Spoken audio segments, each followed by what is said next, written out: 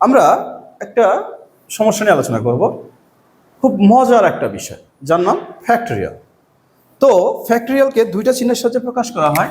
Number 1 এরকম চিহ্ন দেওয়া হতে পারে, নাম্বার 2 এইরকম চিহ্ন দেওয়া হতে পারে।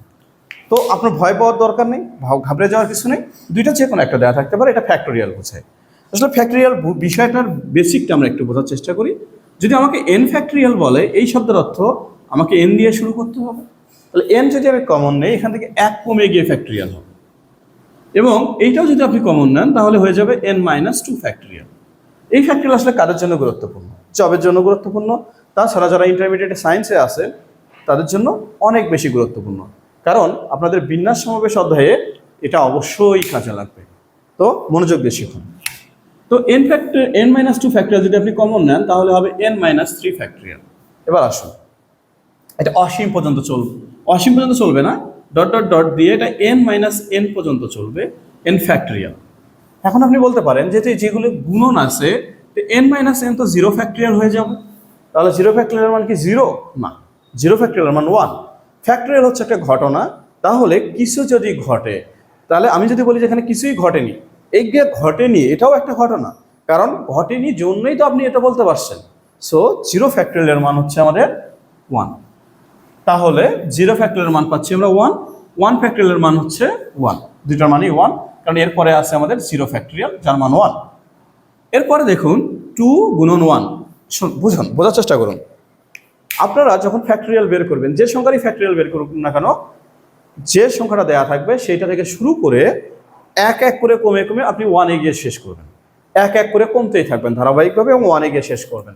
তাহলে 3 ফ্যাক্টরিয়াল মানে 3 গুণন 2 গুণন 1, 4 ফ্যাক্টরিয়াল 4 3 2 1, 5 ফ্যাক্টরিয়াল 5 4 3 2 এবং 1, 6 ফ্যাক্টরিয়াল বলুন, আপনারাই বলুন, 6 গুণন 5 গুণন 4 গুণন 3 গুণন 2 গুণন 1, 7 ফ্যাক্টরিয়াল 7 গুণন 6 গুণন 5 গুণন 4 গুণন 3 গুণন 2 গুণন 1, 8 ফ্যাক্টরিয়াল 8 গুণন 7 গুণন 6 গুণন 5 গুণন 4 গুণন 3 গুণন 2 গুণন 1।